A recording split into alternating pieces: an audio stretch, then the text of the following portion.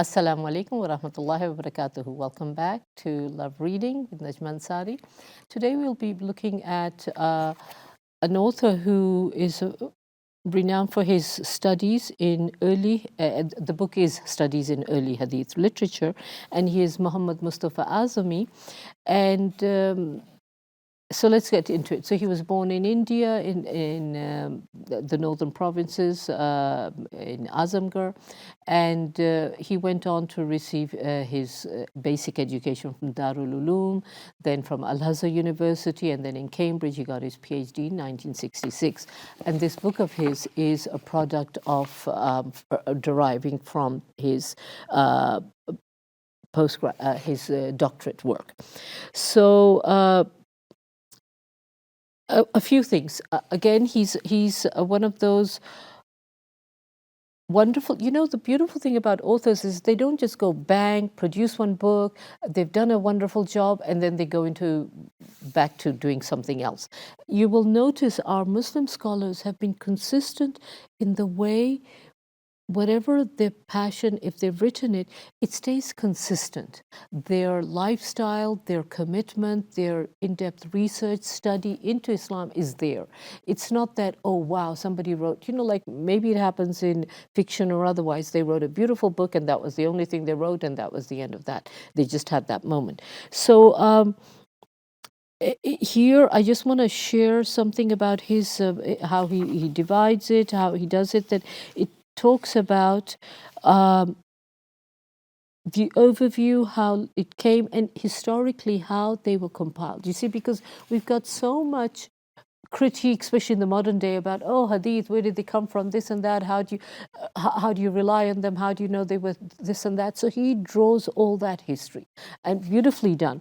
Then the other thing which we unfortunately always bank off thinking that the West, and especially in Western academia, we talk about Islamophobia everywhere, but even in academics, in universities, how steeped in Islam, in bias, in racism, all of this is. And now the more I'm reading on current Muslim authors, they talk about how it's an uphill battle, even at university, to get their voice heard. You have to couch your language, your everything, within the framework that the West has put in place for you. So just penetrating that and getting your word heard, like here, in keeping with it. So no, you have to always make references to a West, as though the Western authors, be it the Orientalists, be it whoever they were, if you're talking about Islam, they somehow have to come in and be shown in your literature, in your academic research, that they also had an opinion. You may not disagree with it, but somehow you have to need to acknowledge them. Many things we don't want to even be talking about. There's certain topics that we don't want to be talking about it. And now it's become politically incorrect if you don't make reference to them. So, and where does your freedom of expression go then? So anyway, he does a beautiful job, and it's beyond my competence to be discussing hadith and how it did. But one of the beautiful things is that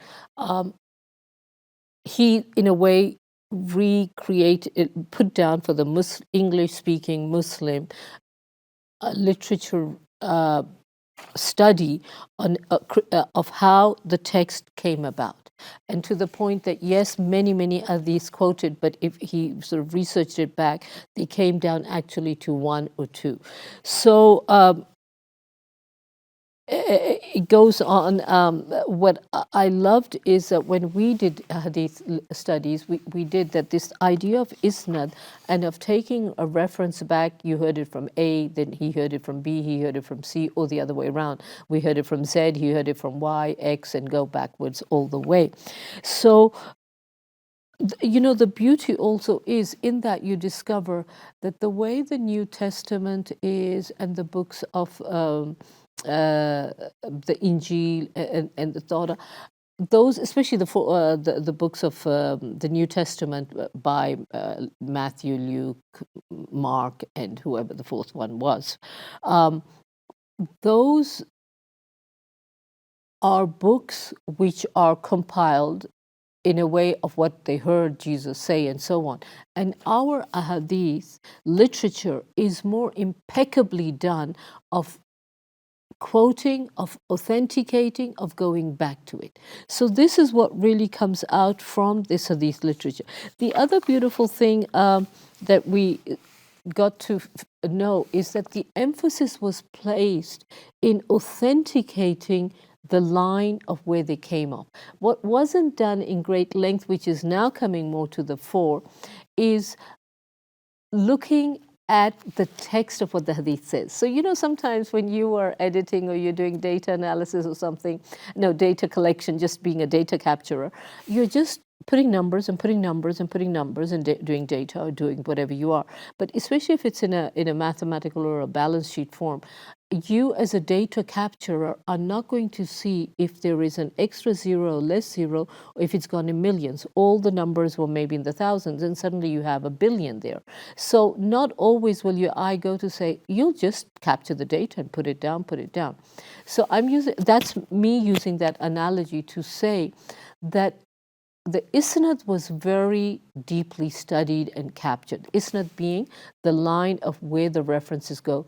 We heard it from Rasulullah, who heard it from him, who heard it from him, and so on.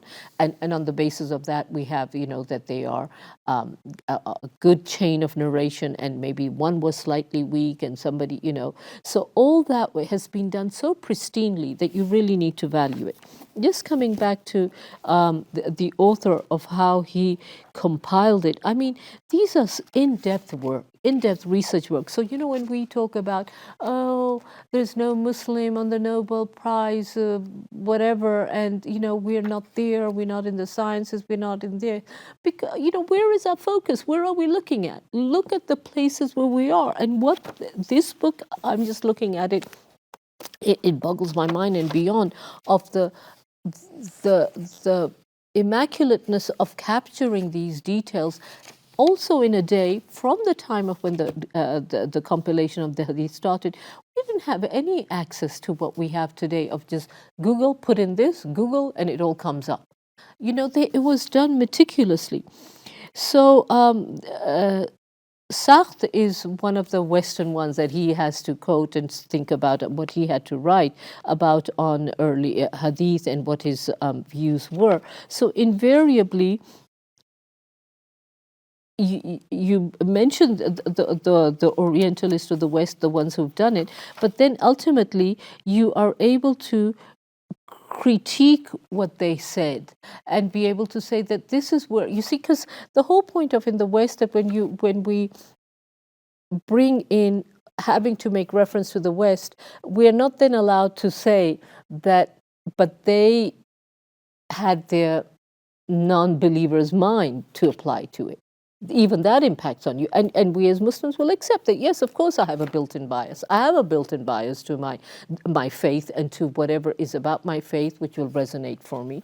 And what isn't, So, but when we go into Western universities and that, we have to sort of buy in that even if you don't believe it, but you do have to put the opinion of that person down in your thesis or other things. So he did something about Sartre wrote something on the origins of Mohammedan jurisprudence, and just the word Mohammedan grates at you. So we have this of the wrong use of language, of how we are then having to submit to hearing it, to accepting it. So that's the kind of thing I want you to, in reading, alhamdulillah, more and more across the board in our Muslim living and our lifestyle, and being able to say as-salah at the airport or anything, the people are getting familiar with the terms of Muslims. But in academia still, there is a bias. And yes, maybe it's getting better in certain places, yes or not, but the overt look, why does Allah talk about two types of people, the believer and the non-believer? That is a clear cut. So there's nothing about racism, there's nothing about, but you are you exclude people. At humanity level, there's nothing that's excluded by Muslim. But if you want to look at education, if you want to look at research done, there are parameters, and the parameters we put in place, which our scholars have, we would rather have them as the authentic source rather than go to the West, look at how they work, how they research, how they supposedly are impartial. There's no such thing as being impartial. They're all 100% wanting to uphold the colonial system, the colonial way of being, and it was. So there is always in everything an inbuilt bias. So on this book, he is like a front person, if you want to look at it from the 20th century onwards, is who brought all the literature previous to it and compiled it. Not all, but whatever he did do it on early Hadith literature, studies in it of how it happened and where it came back, the writings of the companions, how they were, and so on. And then on to the second century. So he's tracing a history about it and being able to tell it of how you came about. It's a little beyond me. I've had this book for ages, but I haven't read it totally. So I do prefer reading on him and what is it that he brought to the fore. So, but Muhammad Mustafa Azami is another. It's a person who I really feel that we should know, because he was then a professor also at at the King Saud University, and many places at Michigan and other places. So what you get from that, is somebody who's always been into his faith, and now he's been even in Colorado, here, there, and everywhere. So that gives you an overview of those things. Then how his work was acknowledged in that type in his time, whether it was in Saudi, whether it was in Europe or otherwise. So the methodology on the literature and on the subject, so the history, he's done a lot of work on that. That's basically what I'm saying. And whichever book you can appreciate, or when when children, especially with the youth, they say, "Oh, but this is not as well researched or not as well grounded." I instead feel that we really, really need to have enough knowledge in our hand to be able to say, no, go and read up on MMAzami and find out what he has to say on literature. And he is now used as a reference point in even Darul Uloom kind of online study groups, where they will say that, have a look at what he had to say. So again, from what I know of him, and this was, I'm not sure, it was produced from his no, it wasn't a Islamic Foundation one. It was an American Trust publication from Indianapolis. And this, again, the American Trust publication is also another beautiful publishing house, which has produced some wonderful works. So again, when you open a book, you look at it, where was it published, who was it published? The first time it was published was in 1978, and he dedicates it to his father. And it says another thing which sort of resonated for me. He said, to my father, who diverted my course of study from mathematics to Hadith, but did not live long enough to share the joy of the first fruit. So, and I was reading on another author how he said that they became a certain profession, but their calling to their deen overrides whatever profession they want to follow. So whether to be a dai, a person, or service to their faith. So whether you can do it through your profession as a medical professor or whatever, but a few times I have seen that they have moved from what their profession was going to be into this other direction of serving our deen in through education, through many other avenues that we have and we can do in. There's really just an endless plethora of information on that. The other thing I wanted to bring on him, again, so these, and you will see, I like to read up on them enough to know Allah has given us the fitrah to recognize goodness and to recognize the goodness in another person. So, and to filter away the fake, the falsehood, that, we have so much today about, praising you to high heaven in your face, but your action shows differently.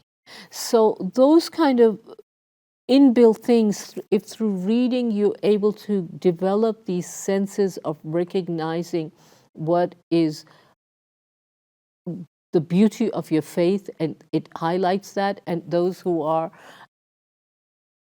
I don't know, doing a disservice. That's all I'd like to say. But he's another beautiful name which I would love you to know, want to read up on, and know that he, in this 20th century onward, was a beautiful scholar who did us a great service in the field of Hadith literature, and that was Muhammad Mustafa Azami. So with that, I'll end off, and inshallah you pray for me and I pray for you that we only read to benefit and reap reward for our soul in the akhirah. Assalamu alaikum wa rahmatullahi wa barakatuhu.